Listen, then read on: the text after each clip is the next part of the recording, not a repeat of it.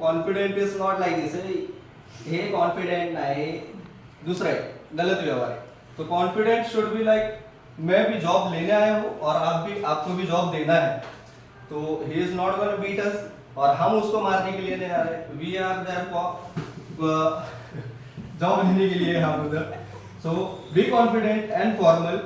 तो जैसे उसको समझ में आना चाहिए कि कॉन्फिडेंट नहीं है, कॉन्फिडेंट क्या, अगर कस्टमर आता है और उसका टोन मतलब अलग है और वो ऐसा बोलता है ओए सर काय होतंय तुम्हाला, तर वी शुड अंडरस्टैंड कि वो उसका टोन है and we should respond him with a good attitude and everything. Attitude तो नहीं पर एक अच्छे फॉर्म में उसको हमको बताना चाहिए कि क्या कैसा है, काम के अलावा कुछ नहीं बोलना चाहिए उसको। एक्टिव लिसनिंग स्किल्स,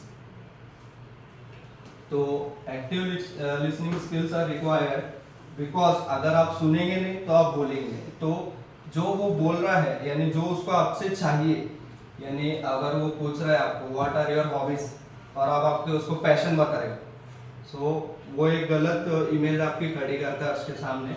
तो कहना क्या चाहता है पहले वो सुनो, आंसर तो आप 2 मिनट के बाद भी दोगे तो वही होने वाला है और पहले भी दोगे तो वो गलत होने वाला है।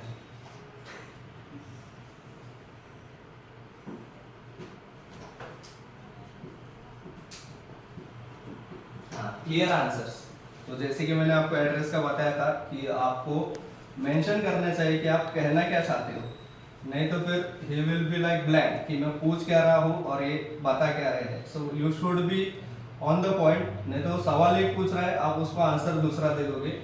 सो यू शुड लिसन। तो ये वाला पूरा बेस उस पे ही था कि you should have a active listening skill, और जिससे कि आपको उसको बताने को आएगा कि वो बोला क्या, वो सुने नहीं तो आप बता क्या पाओगे फिर उसको। So that is also required in this things. Clear this point. So you should be clear which is interconnected, which I said. Understand? Handling difficult questions. तो जो जॉब देने वाला होता है ही इज वेरी, मतलब अभी जो जॉब देने वाला है हमको चाहिए, so we are job seeker, तो हमको पूछता वही क्वेश्चन है लेकिन ऐसा घुमा के। So active listening skill is also required in this question. तो जैसा अगर उसने आपको घुमा के पूछा, so you should know what he is trying to tell, और अगर घुमा के भी पूछा उसने कि आपकी हॉबी क्या है और फिर वो हिंदी में उसका ट्रांसलेशन कर रहा है कि आपको अच्छा क्या लगता है, यानी हॉबी और वो दोनों सेम ही है, आप इधर अलग बता रहे हो उधर अलग बता रहे हो, that will be noted as some idiot is sitting in front of.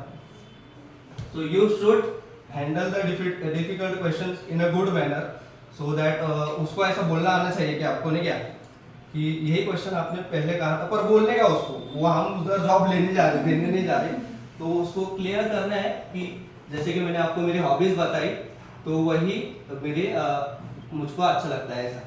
तो ये विल अंडरस्टैंड कि इसको हॉबी और पैशन में फर्क समझ में आता है। इम्प्रूविंग कम्युनिकेशन, तो जैसे कि अभी मैंने इंग्लिश से स्टार्ट किया था लेकिन हिंदी पे उतर गया मैं, तो बोलते बोलते आपकी इंग्लिश अच्छी होगी। So try focusing on your language and the way you speak and the posture is, and you are like this and you're talking to someone, it is not a formal way and a good way, so you should make a good eye contact and you should smile for some while, नहीं तो फिर हंसते ही रहोगे, formal contact कभी romance में बदलेगा समझ में नहीं। So that's it. Nachiket, can you read the 2 words? These two. Thank you. Welcome. So, thank you guys.